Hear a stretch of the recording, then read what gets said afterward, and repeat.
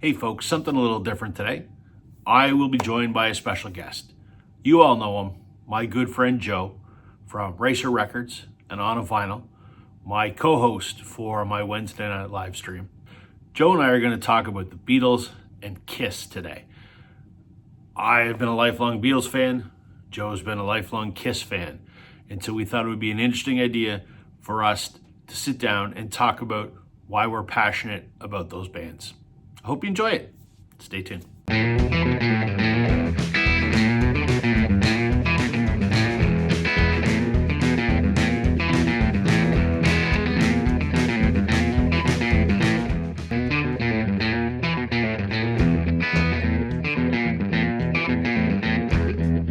Everybody, please welcome my guest, my good friend Racer Joe. How you doing, Joe? I'm well, and you? I am good, no complaints. That's good. Regular viewers of my channel will probably recognize Joe as my partner in crime on the Wednesday night live stream that we do. Joe and I have had countless and countless and countless hours discussing records and music. And one thing that I thought was intriguing is Joe and I both have a larger than normal admiration for a band. Would that be a fair way to put it? I think so. Yeah, Yeah, definitely. I mean, for those that have watched us before, I think they have a pretty good idea of maybe not your. I don't know if it's your favorite band. I guess that's a it is. question we'll have to ask. Is Yeah, it? Okay. absolutely. Of course, you talk about Blue Rodeo a lot. Let's just get that out of the Sure, way. But I that's do. not who we're going to discuss today. Right. So that's why I questioned favorite band. But there's lots of different reasons for favorite and A band and B band because Sure. I'm not sure that these guys who I'm going to talk about are necessarily my favorite band. And Joe Interesting. goes, yeah, they are. Joe being my wife. She goes, Right. yeah, of course they are. But anyway, go ahead. So, and those two bands, as Joe alluded to, uh, Kiss is his one of his favorite bands, and mine is the Beatles. And I mean, you could argue that those are two bands that couldn't be any further apart, but in other respects, they couldn't be any more similar. So Yeah, yeah, I thought it was kind of an interesting discussion about why each of us love those bands as much as we do, and sort of what drew us to them, and what was the experience. What has been their experience throughout our lives. And to your point, I guess I don't talk about them as much as I do certain other bands, mainly because there's a lot of other channels out there that talk about the Beatles all the time. sure. Yeah, And I mean, I consider myself as knowledgeable as most of them, but let them do that. I'll talk about other stuff. So, yeah. but yeah, the Beatles are, without question, my favorite band. And without the Beatles, I don't know that I would have become a music fan. I think would be a pretty fair characterization of them. Which and I'll relate that story in a sec, but that kind of leads me to my first thing I wanted to talk about. Do you remember the first time, sort of the aha moment when you heard Kiss and went, "Holy man, this is something"? I do. And before I relate that story, again, my lovely wife, who is very smart, despite the fact that she married me, she is a Mine very too. smart woman. Yeah. Um, she put it aptly when I said that they weren't necessarily my favorite band. I think she said, "Yeah, but they're your bass band," and that's true. So they're my base for a lot of the music that I then listen to after. Sure. Because as of today, I definitely wouldn't necessarily call them my favorite band, and I hate doing air quotes, but that. But they are my bass band. They are still the band that I have easily the most paraphernalia of. I'm not sure. I think probably the same amount of albums as a couple others, but a lot, all of them, as much as I can anyway. But yes, with all of that said, I do remember the exact moment. I don't remember the exact year, but I want to say 77. I should have looked it up, but I didn't. I'm not the most factual guy in the world. I love to talk about music, but I don't have the facts. I'm not the encyclopedia. There's some guys that we talk with, and they are the encyclopedia. They just start talking and they know all that. And there's some stuff I know, but I'm more, and we've always been more. Let's just talk about the Yep. music. I like the spirit So of the story rather than the minutia of the details. exactly. So we'll call it 77, and if somebody wants to call me on it, whatever. Sure. Anyway, sitting at home, I'm 12 if it's 77. If it's 78, I'm 13. I was born in 65. So we'll do the math from there. And I'm watching, it's, I think, October 30th. And all of a sudden, my parents and I are watching the Paul Lynde Halloween special. Paul Lynde had a variety show back in the day, and those were popular back in the 70s. Donnie and Marie, the Osmonds had one, Sonny and Cher, all of that. So it starts off, and there's some skits, and Paul's got his ridiculous jokes that he always would tell, and things like that. And then all of a sudden, and here's Kiss, and there was explosions, and there was guys in 6 foot, 8 foot, 10 foot, tall, not really, but close. It seemed like that to a 12-year-old kid, with 7-inch leather heels and explosions and fire and all of that. And they did Detroit Rock City, and that was it. That was the time that I started. That was the time that I became hooked with my enjoyment of that. The pyro. This is my pyro for the night. No, it's not quite, but it's my safe pyro. The love of lighting and all of that, and the theatrics, I guess. And then from there it became seeking out Alice Cooper's and different things like that. But that was the impetus of the fascination with Kiss being 12 years old, and all of a sudden there they are, and they walk out, or the camera turns on, and all this stuff starts going on. And then I enjoyed the music as well. It was from Destroyer, like I said. It was Detroit Rock. I think it was Detroit Rock City, and then later they did Beth, which is the only, not the only ballad, but the ballad, I guess. And yeah, that is exactly what it was. And then it just grew from there. So Well, I think that's maybe what might, sort of define them as your favorite band or the band that started it all or whatever, because there's not a lot of bands I think that we remember the minute the lightning struck, right? right, I mean, yeah, I can't think of any others for me other than the Beatles. And my story, um, I would have been, I think, 1994. I was born in 78, so that would have made me about 16, I think.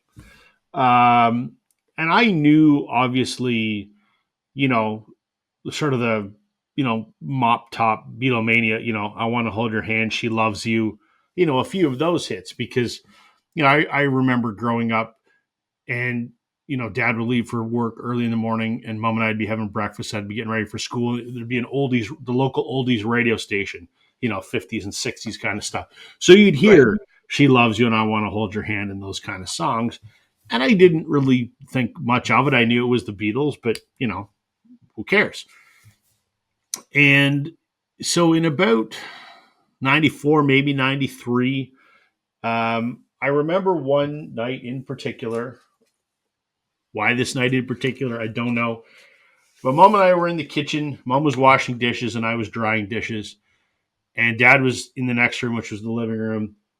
And he was, I don't know if he had gotten new speakers or whatever the deal was. He was always playing records, but for some reason, this night he put on Abbey Road. And in fact, this copy, like this is my dad's. His name's on here somewhere. It might be on the record on the inside. But this exact copy of Abbey Road.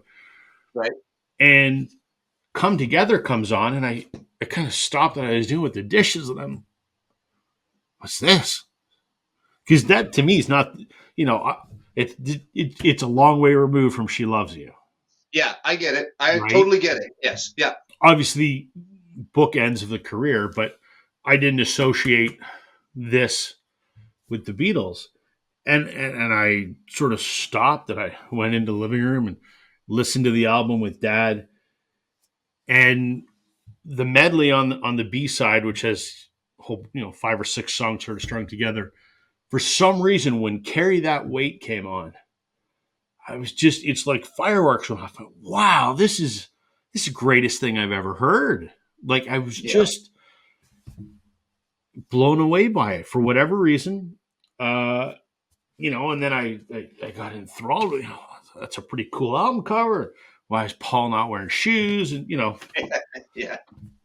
and that sort of started down the rabbit hole. And it was not too long after that, I would say within 6 months, that the Beatles put out the anthology, Hmm. which was the Yeah. big TV special. It was 3 nights. I don't know the aired version on ABC, I think, was like 6 hours. The home video version was like 10 hours or whatever. And so it was kind of timed at about the right time that I had just started to listen to the Beatles, and I hadn't heard anything like it, and that it could go from that sort of you know early mop top stuff through that crazy inventive revolver Sergeant Pepper period into the White Album, which I didn't understand until years later, and Abbey Road. Yeah. I was just like, what is this, and how could these guys? I was just blown away. Yeah. I can understand. You know what? In my mind as well, I'm thinking of just how your dad felt as well with your realization of that, right? That would have been pretty cool. I've told you this before, and I've told it on Wednesday night. I was adopted by my grandparents, so there was a generation gap, for lack of the proper term, for us. So they were more of a Dean Martin, Frank Sinatra crooner type of a listener. Right. I mean, my dad was pretty hip. My mom was pretty hip. They were both pretty good. But at that point, in '77, they were already into their early '60s. So they were still listening to what they were listening to. So I didn't get exposed to a lot of the other than with the radio being on, and so that played a big part in the lack of other things that I got a chance to listen to. I'm not wording this very well, but I think you know what I I mean. get I Where, get what you're saying. yeah, like I You, said, I had the radio, but I never had in the house, which it sounds like you did in the house. Dad would play the Beatles and play other bands of that era as well. So I didn't appreciate how cool my dad was. I mean, yeah, my dad and I always had a great relationship. He's not with us anymore. He passed away, but um, the music that he listened to when I was a teenager, my God, like you know, Hendrix and Deep Purple and Pink Floyd and the Beatles and the band and Creedence and a whole lot of jazz. Like he listened to some really cool stuff, and unfortunately, when he passed away, I picked what I wanted from his record collection and sold the rest. yeah, And I was not in the correct mental state to do that when I did. I should have waited 6 months, but I didn't.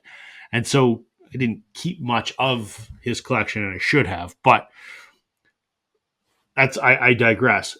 I got exposed to a lot of great music, and when I started listening to the Beatles, like I was all in. That's all I was listening to, because prior to that, I listened to a little bit of Elvis, and that was it. Like nothing else. yeah, And so I yeah, was all in on the Beatles. Like I went in down the rabbit hole, and he's like, "Well, let's try." And he was consciously trying to expose me to other stuff.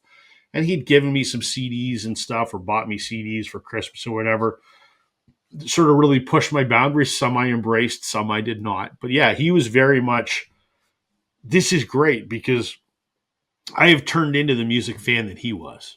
Slightly yeah. different tastes, but I'm my father's son, which I'm proud of actually. So Oh, that's good. Yeah. I So, but kudos to my folks though, because can you imagine when you're of the not of the age that wasn't the factor. If your musical tastes were what they were, and then all of a sudden the kid downstairs is playing Kiss cranked up to 12, sure. and it's coming through the floor, but they never gave me grief. Probably every once in a while turn it down, but it Right. wasn't like don't listen to that or anything like that. They supported that. They were always very supportive of my choices. First album I bought with my own money was this one. And it was this copy as well. So this is, of course, Destroyer, not Kiss's first one. I don't know how much I have to explain Kiss. I don't think we have to explain either of the bands that we're No, I talking don't think about. so. Everybody's going to know, but um, Well, that segues perfectly into my next question. So you saw them on TV. They Yeah. blew your mind.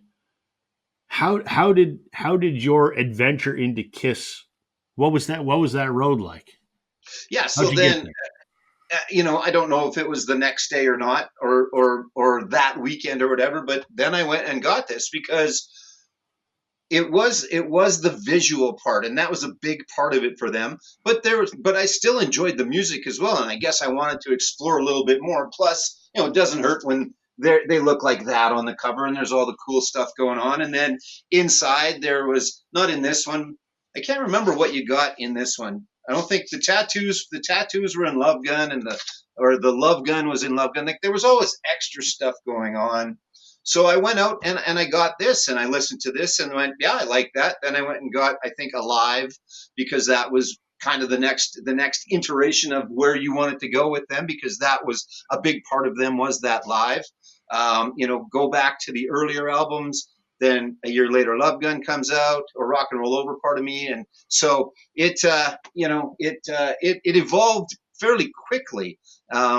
And I built up a nice little collection. And that's not all I was listening to at the time. I mean, there was other bands. I think Eagles Hotel California was the second album that I ever bought for myself. So it's not like I totally just immersed myself in them, but they were a big part of it. Halloween, I was dressed up like Ace Frehley, and I had posters. I had, all that stuff. I didn't have the pinball machine till I was much older, but um, so it just became, yeah, it was the matter of, it was very visually stimulating for a 12-year-old kid from Saskatoon. But then I did go out and pick up the album and enjoyed the music as well. And again, it's kind of sex, drugs, rock and roll, and cars and stuff like that a little bit. So again, perfect for a 12-year-old kid to be listening to, I guess. Not Sure, necessarily perfect for a 12-year-old kid, but intriguing for a 12-year-old kid to be listening to. of course. Well, that's one. This is where our stories couldn't be more different, because you're listening to Kiss as a 12-year-old in the late '70s, when they are at the height of their, or Oh, or yeah, yeah, whatever. yeah, for sure. I'm a 15-year-old in 1994 listening Yeah, to a band that hasn't made music in 25 years. yeah, All yeah, of my friends, all of them, they're into Nirvana, Pearl Jam, Smashing Pumpkins, Radiohead, the stuff in the 90s that was huge. Hey, listen, I like some of that stuff too. Not a grunge fan, but I have a lot of 90s stuff that I grew into a couple years later. But when I was first, you know, when the aha moment happened and I started listening to music, it was just the Beatles. And all of my friends were kind of like, Beatles? What? Like it didn't compete with them. I had a girlfriend at the time who thought it was kind of cool. And she sort of went on that journey with me too. All the adults in my life thought, this is cool. Here's a teenager that's not listening to that shit that's on the radio. yeah, exactly. Listening This is to a good our thing, music, right? right? Yeah, And yeah. my parents, my girlfriend's parents, remember I had a couple teachers that just thought that was the greatest thing ever. So, Hmm. I didn't, it's not like you where I went out and bought the record the next day, because my dad had a fair amount of Beatles records. Right. So, Abbey Road was the aha moment. But the one that I gravitated to next, and again, this is his copy as well. This is a Canadian with the Beatlemania with the Beatles. It's the same as with the Beatles in the UK, except we changed the Yeah. cover a little bit. And this is my dad's copy. Has his name on it. Believe it or not, you see how this is an original from 1964. There's not a Yeah. frickin' mark on this, but Yeah. It looks like it came out yesterday. Yeah. it's Yeah. been played a lot. It's been played a Yeah. lot. That's good. But I pulled this out and I went, oh, okay, well, um, I know a couple of these songs, and I kind of went from here and I listened to some of the other stuff. And I remember, it's funny because we just watched it today with my son, watching Ferris Bueller's Day Off. And there's the scene in the parade when he's singing Twist and Shout. And I was just like, my dad's like, that's the Beatles. And, John's voice in that song is awesome. So the Yeah. only version that my dad had on vinyl was the shitty version from Yeah. Live at the Hollywood Bowl. just the scream. Right? That's it. Yeah, yeah. Um, yeah. Yeah, it's strange because you're right. So you had to kind of go back Yeah. and not learn it. That's not fair. I was kind of contemporary with who mine was. Now it wasn't right at the impetus of their career, like with Van Halen down, a couple years later or whatever.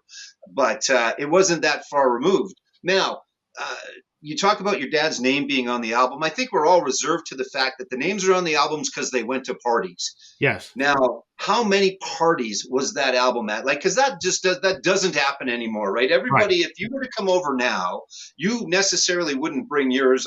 I'd have mine, but back in the day, I'm going to play the old man card. You would take your albums to the party because if you were, especially if you're going to a kid's place that didn't have good music, Right. there's air quotes again, or Sure. whatever. So you'd write your name on it so that it would come home with you. And it would be nice to have some record of just how many parties that got listened to, aside from the times it got listened to at home, Right. right? But how many parties did it go to, or how many parties was it a part of?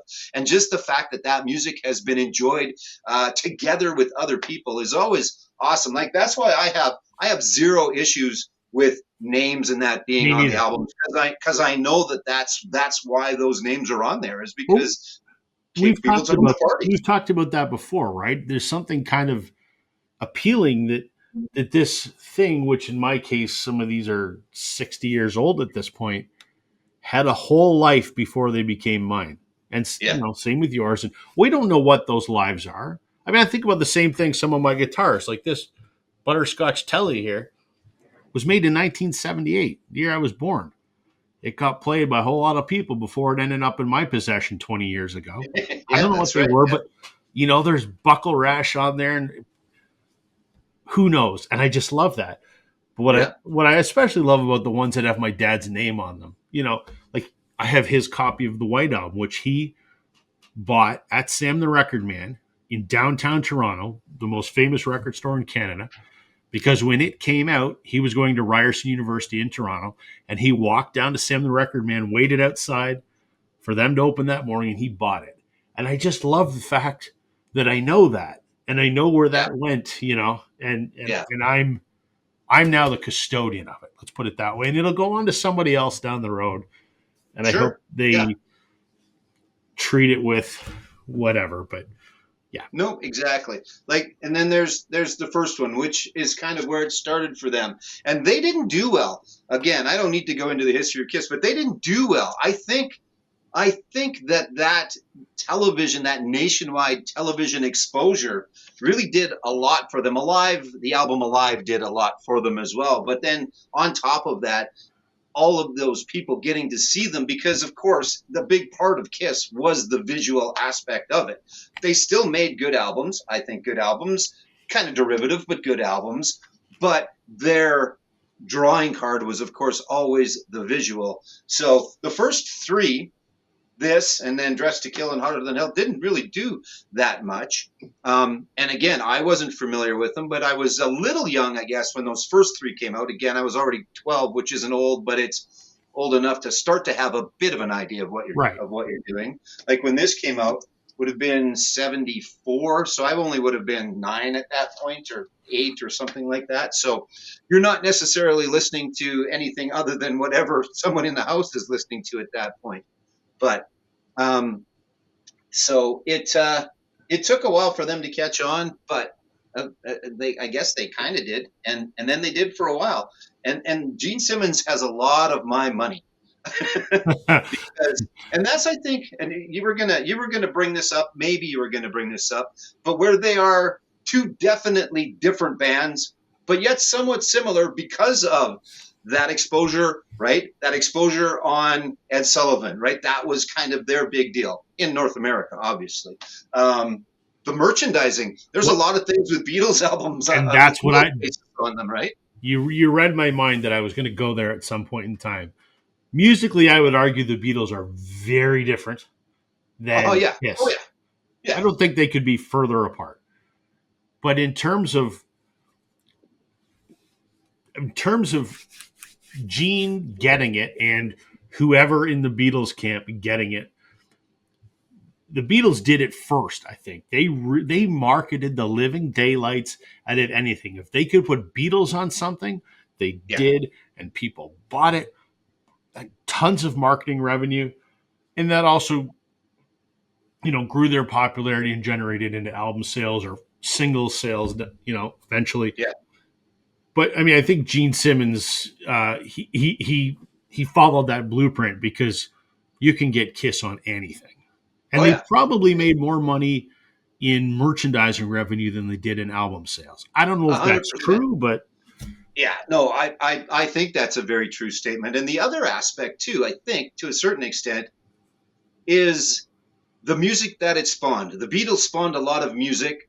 So did Kiss. There was a sure, lot of young kids that were absolutely, impressionable that listened to Kiss that went on, like a Dave Grohl, like that generation. All the Poison guys and all the Motley Crue guys, like all of them, you have to go back to Kiss to being a little bit of an impetus for them, and Alice as well, the sure, Alice Cooper band and Alice Cooper at that time, and the New York Dolls and some of the other ones as well. So yeah, there's the two aspects. There's the marketing that they both ran very good marketing machines, but then the influences that they sure, had on their generations and future musicians as well. And there's some crossover between the two, obviously, as well. So absolutely. Speaking about album sales, yeah, what is your? I know my Beatles collection's substantial. What's your Kiss collection like? Are you the type of person that you know I got to have all originals, or you have everything, or CDs and what's Joe's Kiss collection look like? I have almost everything. There's a couple on vinyl. I should say I have almost everything. I think I have, and everything being official releases, because Sure, there's bootlegs galore and everything else. So we'll call them studio albums or whatever. So there's a couple that I don't have on vinyl. Some of the non-makeup stuff, I have some of it. Like I have Crazy from the Heat, and I have things like that. But other than that, I have almost everything. If you include some CDs that are packed away as well. So yeah, almost everything. And again, like I said, there's bootlegs like crazy, and this is just one. They were probably I would say one of the most bootlegged, just because of everybody wanted to hear them live, right? yep, This sounds like shit, but the cover's cool if nothing else. There's very few decent bootlegs. They've got some old recordings like from the soundboard and that are actually not that bad. But my collection is not.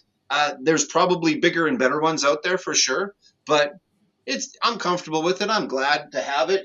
I've got playable copies of the solo discs. These ones, my sons and one of my best friends, who is a friend of my son that has become one of my best friends. We were up in Saskatoon, and it was around Father's Day. They bought these for me for Father's Day, and this was probably a Christmas present, and this was a Christmas present, and this I bought for myself. This one just came out a little while ago. It's the Eric Carr version of these, kind of the unofficial one or whatever. But right. and then the pinball machine. So yeah, I mean, there's lots of other stuff around here as well. You saw I pulled out my little rock band Gene Simmons guitar the other day when we were on our live stream on Wednesday night and things like that. So yours is you've got some copies of, like, I don't think I've got a lot of duplicates. I've got a couple of duplicates of a few, but not much.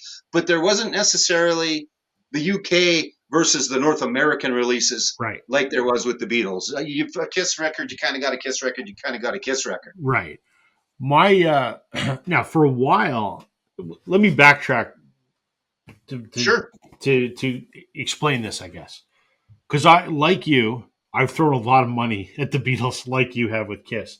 sure. Um, a second aha moment with the Beatles, and this will make sense in a second. I mentioned all my peers were listening to other stuff, like no one was listening to the Beatles, right? They were '90s grunge and alternative and whatever. So I had a few friends that thought, this is kind of cool that someone's getting into the Beatles. And I remember vividly my best friend Graham, who is still my best friend today. We met in grade 6 and we're still friends today. Um, He was dating a girl who was a friend of mine, and I was at her house one day. I don't know if he was there or not, but that wasn't out of the ordinary because her and I hung out long before they started dating anyway. It's not a big deal. Nothing going on there, trust me. But anyway, um, she goes, I got a Beatles, or she goes, my parents have a Beatles CD. Why don't I put it on? And she put on Sergeant Pepper.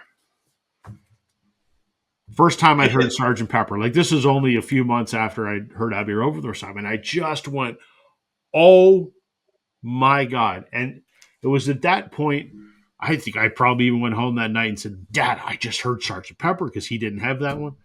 Yeah. And I started buying them on CD for the portability aspect of it. You know, I had a Sure. Discman, so It was the time. Yeah. it was the time, right? And I wasn't a vinyl. I loved records, but I was also, as a teenager, you're hardly ever home. You're out with your friends or whatever. So I always had my Discman with me on the bus and, you know, wherever. So I Of course. started buying those original, like, 1987 CD pressings that, you know, were the first Beatles CD. And I bought all of those.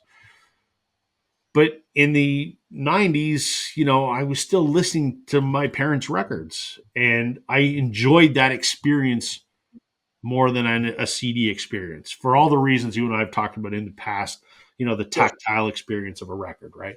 Yeah. So when I say went off to university, I didn't actually go. I went to university in the same town that I still reside to in this day.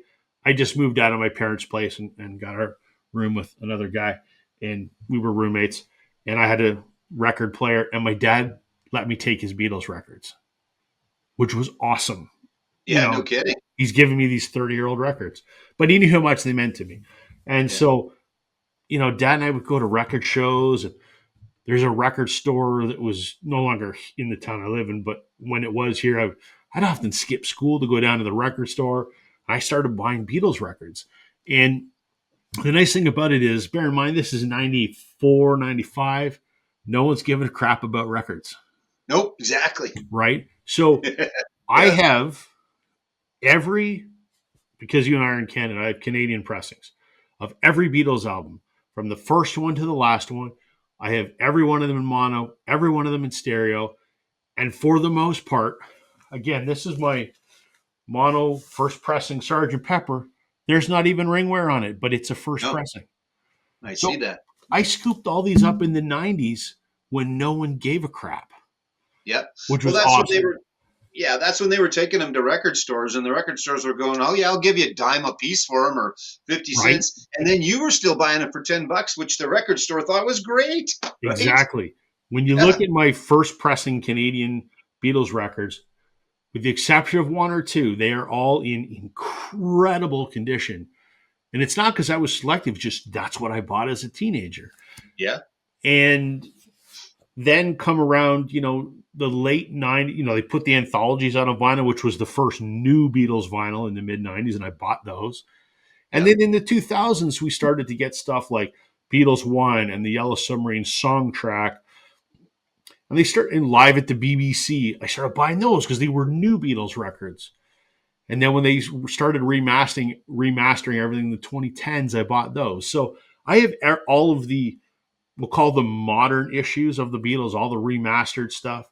I have all my original Canadian ones, and I have most of the original UK first or second pressings. yeah, So I mean, I've thrown a lot of money at it. And I've got it all. I used to have a lot of Beatles stuff. You know, when they put Beatles Rock Band out for the Wii. I bought it and played it for like 3 months, and then I sold it. yeah, I don't have a lot of that stuff anymore. In fact, almost nothing. yeah, I have the Yellow Submarine Lego, and that's about it. Everything else I have the Beatles is just vinyl and some CDs, and that's all I need because it's about the music yeah. for me. No, exactly, and so it is. Yeah, it's about the music, but then yeah, I think it's. I don't know if there's. I don't think there's a Kiss collector out there that only has the albums though, because that's Right. just the way it went. But yeah, I mean, little stuff like these little cards, and then you know, it's just everything, all the pics. Sure. Yeah, so Well, it's and you just could be like that with the Beatles too. There are Beatles channels out there where they have their rooms full of oh Yeah, Beatles yeah, stuff, and I go, I'm glad I don't have that stuff. Because if you want it, cool. If you want to do it, I'm just glad I don't have it because I can spend that money on records instead. I don't yeah. need all that That's right. stuff. But I believe me, I wholeheartedly appreciate the appeal of, like, I went through a phase where it had Beatles on it. I got it. Yeah, Thankfully, I've yeah. moved well past that phase, and I not there anymore. But I get it. I think one of our buddies on Wednesday night, Richard, I think it was Richard, asked me if I had the casket. And even if I had the money, I don't think I'd have the casket. The pinball machine was a pretty big get for me, for sure. Sure. When we first moved here to Regina, my former wife and my sons, there was an arcade that was here from when I was a kid that used to have the machine. I knew they had it, so I thought, oh, let's go see if they've still got it. They didn't have it in the place, but I went up to the counter and said, you guys used to have the Kiss machine. Is that around anywhere? Oh, yeah, it's in my garage. It's for sale. And I went, okay, how much would you like? Here's my money.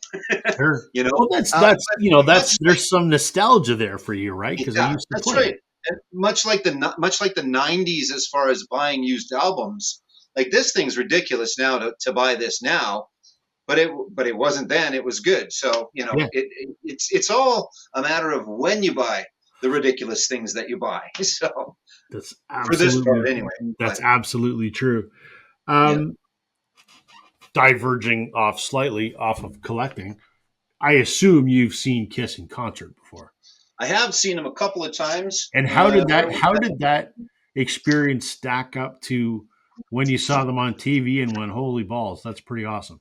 Yeah. So the first time that they were around. Now again, or not again, in this conversation, you and I have discussed it before. That's why I said again, we didn't necessarily get all the concerts in Saskatoon and Right. Regina back in the day. We did okay, but there was a lot of bands, and unfortunately, for some reason, they still skip over Saskatchewan. But that's a topic for a whole other day. Anyway, they played here in I think '78, but I was too young. I was living in Saskatoon. They were played here, which is Regina.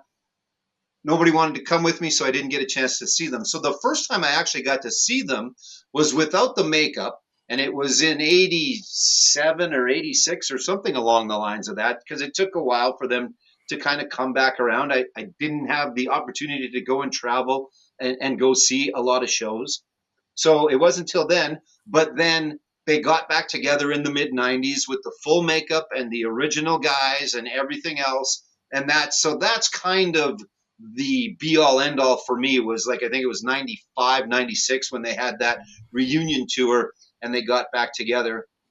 And that was one of the best because again, that was kind of the best of both worlds, where you got the updated technology of the mid '90s versus the mid '70s, Sure. and they sounded good still, and they could play and they could do all those things. So that was great. And then and then I saw them on the farewell tour in '99. The farewell tour in '99. Yeah, Sure. that's ridiculous. But anyway, I saw Ace and Peter. I almost got to do lights, which would have been like the story of my life. Wow. I worked in a bar. I was a DJ in a bar. And then when the bands played, I did the lights for the bands. But in this case, Ace and Peter, they were doing the Bad Boys of Rock and Roll tour. It was when they were out of the band.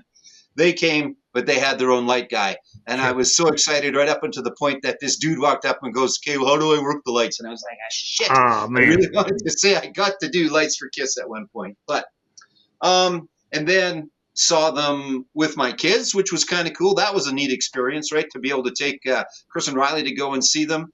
Joe and Emily have come to see them with me as well. And then, of course, saw them in the actual, let's see if it's really the farewell final tour last year or a couple years ago now. So that was kind of nice too, where it wasn't the original guys, but it certainly was the most Kiss show of the Kiss shows that I'd ever seen. It had the most pyro, and it had the big blow ups of them, and it had all the lights and all of the Kiss stuff. So that was kind of the nice culmination of the career of seeing them live. So yeah, So, lucky to see them a number of times. so Now let me you ask this. wouldn't have had that No, opportunity, I right? wouldn't have had that. And we'll get to that in a sec. Let me ask this, Yeah. though. So you saw them in the, you had your aha moment in the late 70s, but you didn't see them in the full makeup and whatever till 10 or 15 years later. Right. It's a fair amount of time for you to not only, experience their music, but a lot of time for, maybe expectations to build up. And were they what you hoped they would be? They were actually, that was the Yeah. thing. Yes. So, it was, again, so we'll call it 77 and we'll just say 97. So it was 20 years, but they didn't disappoint. I got out of that 97 show exactly what I thought I was going to get out of it.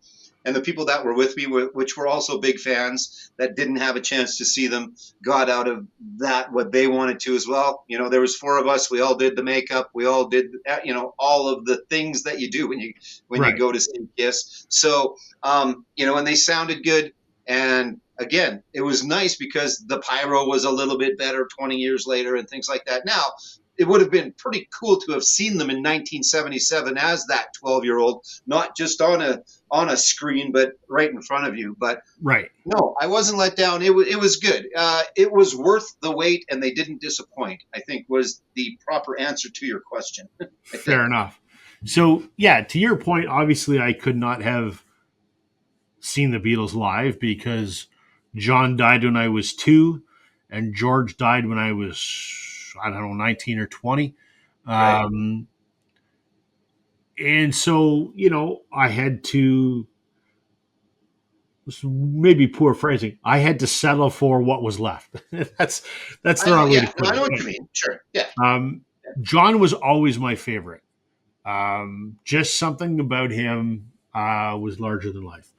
But so the first Beatle that I saw was Ringo, and Yeah. famously still to this day tours with his All Star Band, which Yeah. is a revolving cast of people that have made careers in other acts musically. And so I saw him for a number of years. Whenever Ringo would tour, he would spend a week or two at Casino Rama, north of Toronto. They'd rehearse, and that would be the first stop of the tour. He did that for like 10 years. So I went with a girlfriend's father who was a big Beatles fan. He and I went and we saw Ringo, and it was fun. That would be how I describe it. It was it Sure. was Ringo didn't have a lot of Beatles songs, right? Like one per album. So I mean, you're there to see Ringo, but the majority of he plays almost all of his Beatles songs, but the majority of songs are the other people, right? Yeah. Which Yeah. I was get still that. cool. I mean, I saw, you know, Billy Squire and you know, uh, lots of other people. Yeah. Fine, it was good. It was good, and to hear Ringo drumming was kind of cool, and when he would get out from the kit and sing his songs, it was fun. It was fun, but it wasn't the Beatles, right? Like it was a different thing, but I get it. Yeah. I there get it. was 100. still something large about the moment, right? Because here's this man that's part of this band that arguably changed my life and whose music has for the better part of 30 some odd years been part of the soundtrack to my life, right? So there was something significant about that moment. I saw Paul at what was called the Air Canada Centre. It's now Scotiabank Arena where the Leafs play in Toronto. I saw him on the what do you call it, the Back in the USA tour in like 2000, 2001, something like that. That was a religious experience. I mean, it's Paul, Yeah. who, let's be honest, his contributions to the Beatles are a little more significant than Ringo's. And I'm not Yeah. knocking Ringo, incredible drummer, but this is one half of Lennon and McCartney, arguably the greatest songwriting partnership ever, maybe. Yeah. So Paul, I think, has always prided himself on the group of musicians that he has with him, and it's been the same band now for 30 years or whatever. They are note perfect to the original Beatles recordings. Like, Yeah. close your eyes and it's the Beatles, right? And that's exactly what happened. He comes out and he starts off with All My Lovin'. And I just closed my eyes and I'm like, oh my God, this is the Beatles. Like, I had chills. It was emotional. and there's Paul McCartney. It was just beyond any musical experience I've had in my life. It was incredible. I'm watching him sing and I'm thinking, man, that's the same guy that, we see the famous footage of them coming off the airplane at JFK to the screaming masses. And, what he's looking out on us like he was looking out on that crowd. I was getting all philosophical in my brain while watching this, but Yeah. it was a religious experience.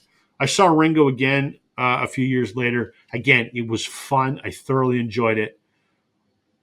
But it was it was Ringo's little sideshow, right? And I don't mean that in Yeah. a demeaning way, but it didn't have the magnitude that Paul's experience did. Thankful to have seen them both. And Ringo didn't let me down by any means, Right. but Yeah. Paul knocked my socks off. It was just Yeah. something See, else. I haven't seen Ringo, but I can in my mind picture exactly what you're talking about, where he was one of the four. Right. He was, an integral part to it, and but just not the same, because I have seen Paul, and I also know exactly what you're talking about with that, right? Yeah. So yeah, I get that. I mean, and that's the closest that you're ever going to come to it. And I think Paul still sounds good. The most recent times I've heard him, I'd go see him again tomorrow. And the other thing was, it was 3.5 hours long, and you knew every word to every song, and it sounded good, and he was positive, and the stories, and right, Yes. yeah, Yes. yeah, Exactly. Exactly. Switching gears slightly, and you may have already touched on it, and I'm not sure how I'm going to answer this question. I'm glad you're going first. fair enough. What is it about Kiss or the music of Kiss that has been so impactful? What is it that just made them be the band for you? Yeah, I really do. I think it still goes back to, and it's not good when we talk about music and we talk about the songwriting of Lennon and McCartney. When for me, for them, it goes back to the theatrical part. The music And was there's always nothing wrong there. with that. There's nothing Yeah, wrong with and that. no, that's the thing. And the music, like I say, the music was always there, and I listened to the albums. I don't always just watch the videos. I don't have to have that aspect, but that is what it is. It was the pyro and all of the theatrics and the makeup, and again, Simmons blowing fire, and there was aspects that now, as I'm an adult, I mean, and even 10, 20 years ago, I realized were just ridiculous. Um, and But that's really what it comes down to. Again, I like the music. There's some good songs. There's a bunch of derivative crap that they wrote as well. But overall, there's some pretty solid albums still as well. But if you held my feet to the fire and said, why do you like Kiss? It would be the theatrics of it. It really would. Sure. So, And that's a yeah, fair answer. There's nothing wrong because that is such a huge part of what makes Kiss Kiss. yeah, So yeah. nothing I wrong with mean, that. I would almost be considered a psycho if I was to say, "Oh, it's the lyrics," right? Because it's not. Right. There's a couple of times where they were pretty good with the lyrics, but Sure. it's not that at Love all. Gun ain't one of them. That is not one of them. No, Hard Luck Woman. Actually, Peter could do a pretty decent song actually every once in a while, Sure. and Ace was okay sometimes as well. They kind of got away from. Gene was always about sex, not drugs, but sex, and then more sex, and then more sex, because that's, I think, all it ever really was for him. Right. Paul could write some decent songs as well, and then they got some other guys involved like Desmond Child and things like that later on. Ace was decent, and Peter had some okay stuff, but yeah, like I said, it's not for the lyrics. That's for darn Sure. sure. I Yeah, think for me, I mean, it's such a hard question to answer, but I mean, I think it boils down to the songwriting. I think if I distill it down to anything, um, like I said earlier, arguably, probably the greatest songwriting duo ever, maybe. Like them or yeah, not, I don't think you can dispute the volume of work that they created in that very, very short period of time, bearing in mind the yeah, Beatles' career was 7 years, exactly. right? Yeah, I know. Yeah, That doesn't always come to mind when people think about it. It's like, right? oh man, that was all done in that time frame. Yeah, So, I'm hearing at the time, you see on Much Music or on the radio or what all my friends are listening to, Smells Like Teen Spirit or, you know, all that 90s stuff, which again, great stuff. I have a lot of 90s records. I love 90s music, but that wasn't, I got there a couple of years later, right? After I plunged headfirst into the Beatles, I discovered Oasis, which is not a giant leap, but then got into other stuff. yeah, But back in the early days, first time I heard Sergeant Pepper, and I'm like, you hear something like Lucy in the Sky with Diamonds, and I was just like, or Strawberry Fields Forever, and I'm just like, what is going on here? There's sounds that I have never heard before, and I was just absolutely captivated by it. yeah, And even the not so weird stuff. Like Rubber Soul to me was my favorite for a very, very long time, just because there were some melodies and stuff in there that were different than the mop top stuff they had done before, and I just think it was just sounds. I mean, people have written books about why Beatles songs are as revered as they are, and far be it for me to contribute anything to that because I can't. sure, But I just think I had never heard songs like that before. I think that's part of it. And I think another part of it is I was looking at it obviously through the lens of history as well, because I'm discovering their music 25 to 30 years after it had been made. And I was going to school I was a history major. I have a degree in history. So I was kind of looking at it through the lens of that as well. Has any, they've made the biggest impact on popular music than anybody. Whether you like them or not, I'm not talking about how many records or whatever, but I don't think you can dispute that they had a bigger impact than anybody. So I guess I'm discovering that music, and I'm also looking at it, this was made 30 years ago. Why is it still resonating today? All of that kind of stuff. And I got to admit, I kind of like the fact that, there was a whole lot of grown-ups at the time that were like, you're listening to the Beatles, well, listen to this, or you got to try this song, or, yeah, I kind of relate to them on a little different level, which was kind of nice. And now 35 years after I got into the Beatles, there's a lot of nostalgia to all of this. A lot of it revolves around my dad, who I miss dearly, and I've talked about that many times before. of course. But they are the sound part of the soundtrack to my life. There are a lot of moments in my life, that come to some of their albums or songs or whatever. So that's my long-winded way of providing a confusing answer. No, It's I the get it. songs, it's the nostalgia, it's a bunch of things. Yeah, no, I understand all of that. Yeah, I mean, yeah, I totally get that.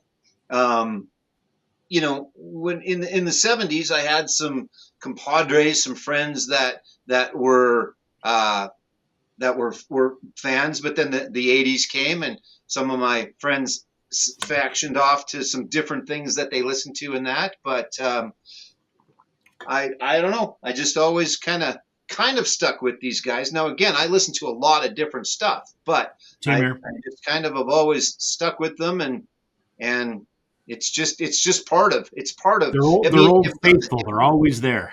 yeah, if nothing else, I have made it the easiest thing to buy me for Christmas and or my birthday, because Sure. I still get stuff. I still get new Kiss stuff. That's So cool. yeah, yeah, We'll bring this home with one final question then. yeah. If there were somebody that has not got into Kiss, that maybe you've sparked some interest in them tonight, where do they start? Where would you recommend they start?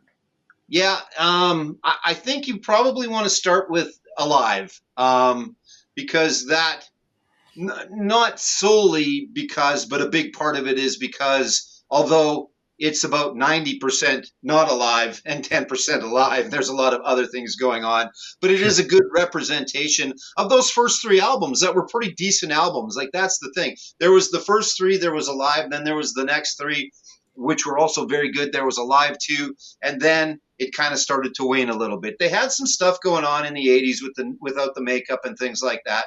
And then, they tried to do an album with the four of them once they were back together. And then there was Sonic Boom, which was kind of the last true album, I would say. So I would just start with Alive because it's a good representation of those first three albums. It's got the big long, I don't think it's 11 minutes, but it's got the big long drum solo in 100,000 Years from Peter Criss. It's got all the Ace guitar solos. It's got Paul doing his stupid little shit that he talks in the middle and does that. You can't see Gene blow fire, but you can hear it in the background. You can see all that kind of stuff. So it's tough, I think, to get someone into Kiss now that isn't already. I think it's a bit of a hard sell because it is something that maybe you had to discover when you were younger, unless someone out there just really has no preconceived notion of them. I think is possibly it, because I think they are definitely a band. Although there's people that say they don't like the Beatles, I don't know if anybody hates the Beatles. I Oh, know that there's lots of people. is there. Maybe I There's just a haven't lot. come across They're them. they're overrated. They weren't that good. There's Yeah, tons of those people. Sure, yeah. Well, they're wrong, but there's they're tons of they're them. wrong. Yeah, yeah. I guess that's the other thing too. I'll get back to that. There's another point I wanted to make. So with all of that said, it might be tough to get someone to listen, but listen to Alive, and then if you were not to listen to Alive, if you were just to listen to a album of theirs, I would go back to the very first one, because it's actually a pretty solid album. It's pretty decent. Again, it is them all over it, but with the writing with Cold Gin and stuff like that. So it's not going to be earth shattering by any means, but it will be pretty good. I would say there was some decent 70s hard rock written for this album, and then it, I don't know if devolved is the right word or not, but then it got a little more watered down a little bit, Sure, and the theatrics played much more into it, and it it became a lot more. commercialized. It Yeah, commercialized. Yeah, 100%. Yeah. which is So not a bad thing. I mean, there's a lot of negative connotation, especially in the vinyl community. Well, that's commercial. Who gives a shit?